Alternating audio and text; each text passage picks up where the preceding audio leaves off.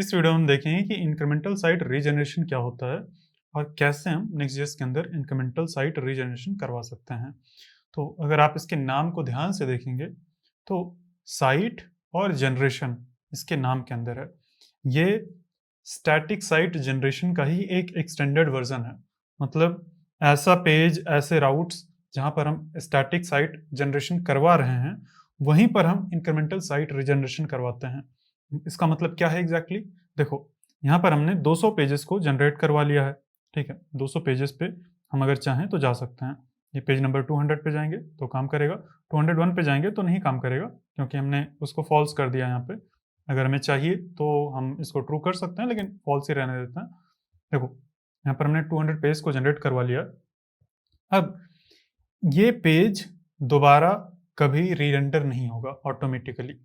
ठीक है, ये अगर हमारा सर्वर रनिंग है, इसको हमने इसे npm रन बिल्ड करके npm स्टार्ट कर दिया, तो हमारा कोई भी कॉन्सोल लॉग जो हमने यहाँ पे लिखा है ना, ये कॉन्सोल लॉग कभी भी दोबारा रन नहीं होगा जब तक हम इसको दोबारा से बिल्ड नहीं करते हैं। तो अगर मान लो हमारा पेज ऐसा है जो कि हर 1 घंटे में डायनेमिक पेज भी है, लेकिन उसका कंटेंट चेंज होता रहता है। फॉर एग्जांपल हम कुछ दिखा रहे हैं, कोई भी डायनेमिक चीज़ कहीं एपीआई से फेच कर रहे हैं, वेदर मान लो दिखा रहे हैं, तो वो चेंज होता रहता है कुछ कुछ देर के बाद। तो हम क्या करेंगे, इस चीज़ को थोड़ी थोड़ी देर के बाद हम ऑटोमेटिकली रीजनरेट कर सकते हैं। ये कैसे होता है? तो उसके लिए हमें बस कुछ भी नहीं करना है, एक वेरिएबल और एक्सपोर्ट कर देना है। यहाँ से हमें एक्सपोर्ट कॉन्स्ट, और जो वेरिएबल का नाम है वो है रीवैलिडेट। रीवैलिडेट नाम का वेरिएबल एक्सपोर्ट करना है, और इसके अंदर कितने टाइम के बाद हमें उस पेज को रीजनरेट करवाना है, ये हमें मेंशन करना है। और यहाँ पर जो वैल्यू रहेगी वो सेकंड्स के अंदर रहेगी। तो अभी मैं यहाँ पे 5 सेकंड दे देता हूँ। बाय डिफॉल्ट इसकी वैल्यू फॉल्स रहती है। यहाँ पर हम या तो फॉल्स वैल्यू दे सकते हैं या तो नंबर वैल्यू दे सकते हैं। अगर हम यहाँ पर हवर करें तो यहाँ पे इसका टाइप नहीं दिखा रहा है, लेकिन हम यहाँ पे या तो फॉल्स वैल्यू देंगे जो कि डिफॉल्ट वैल्यू रहती है।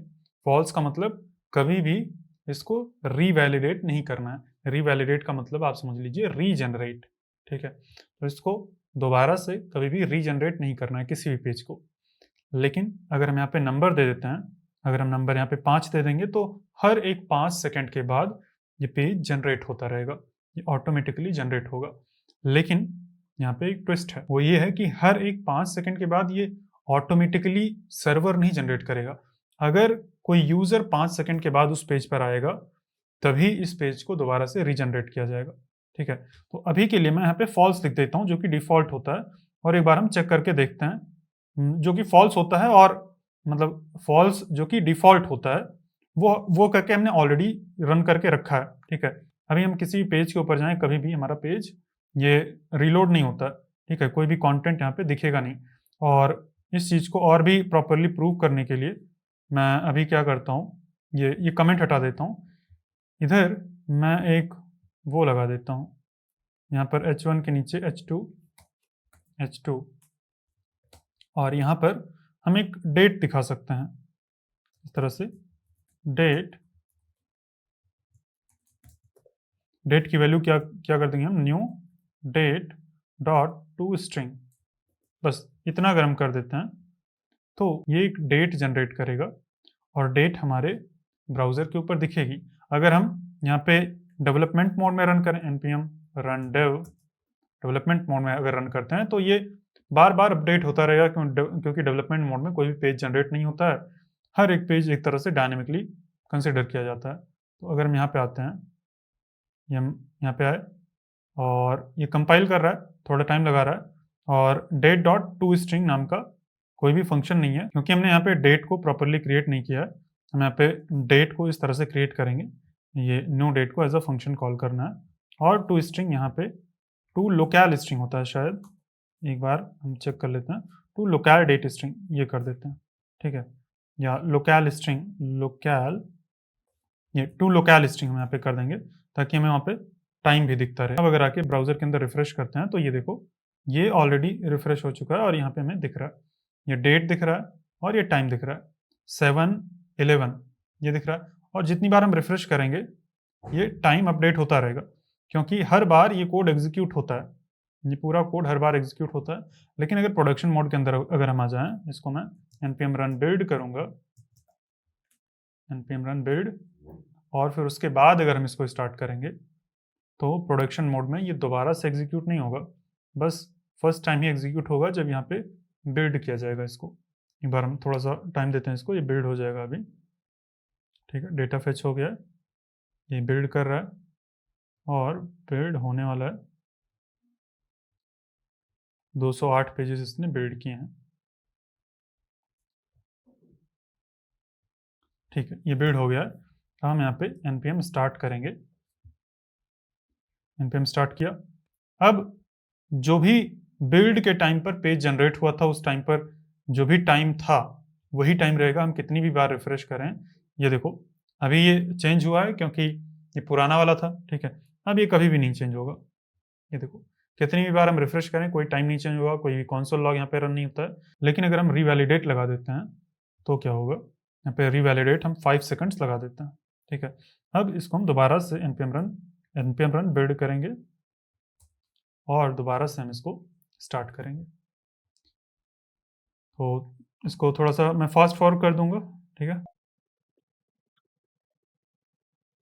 तो हमारा बिल्ड कंप्लीट हो गया। हम इसको स्टार्ट करते हैं, स्टार्ट कर दिया मैंने।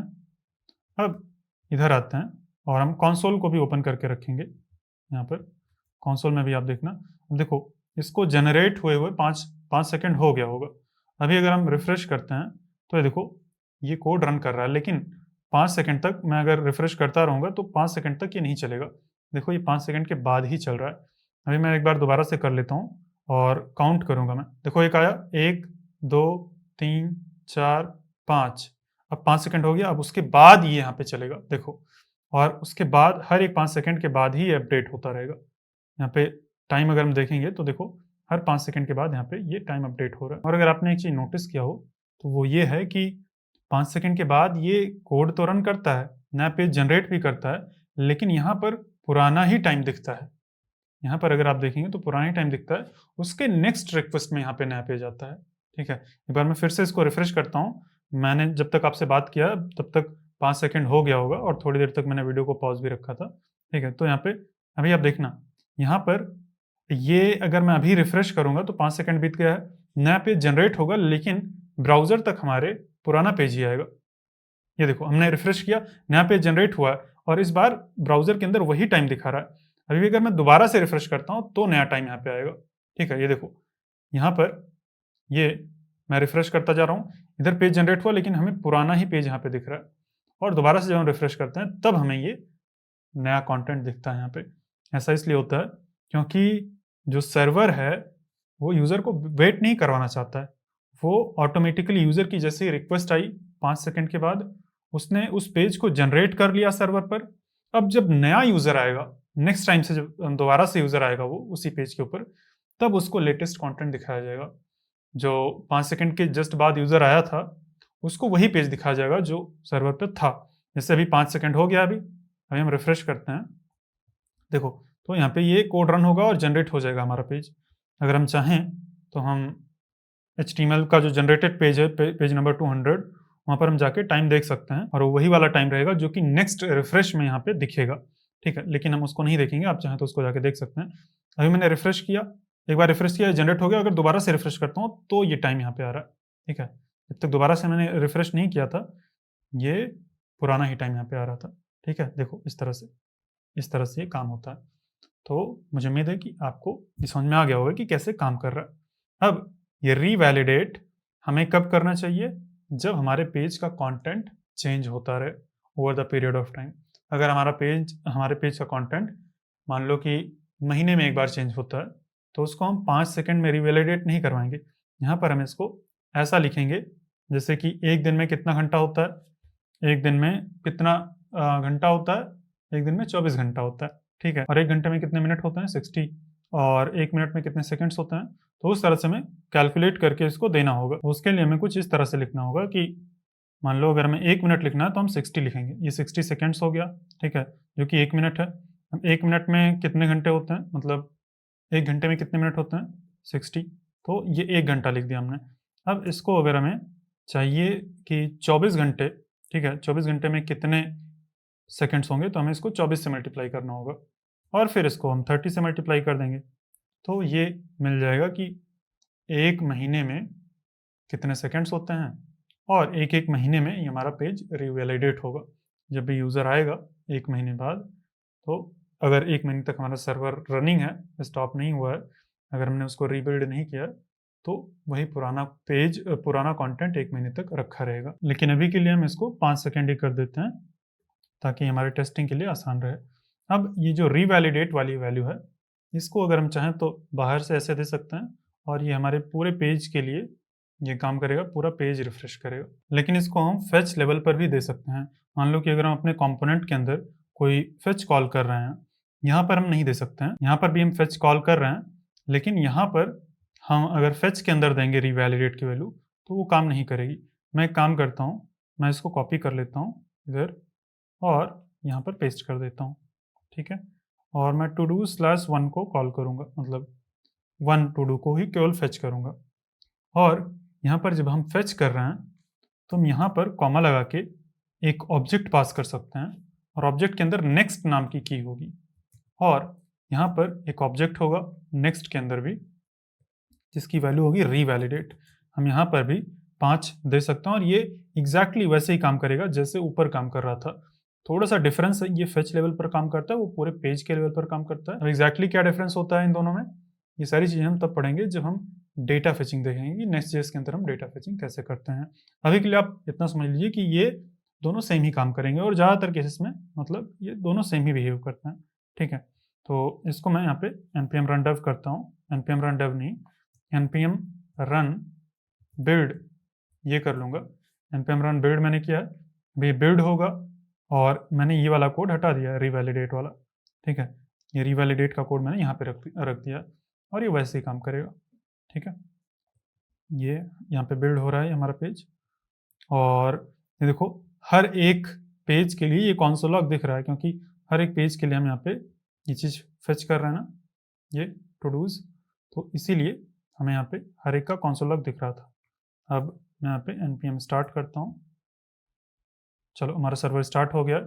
अब मैं कंसोल को ओपन करके रखता हूँ और इधर मैं दोबारा से इस पेज के ऊपर जाता हूँ। तो अभी अगर मैं आता हूँ तो देखो ये रिफ्रेश हो गया, ठीक है? और ये फेच हो रहा है, फेच भी कॉल हो रहा है क्योंकि उसका रिस्पॉन्स भी यहाँ पे प्रिंट होके आ रहा है।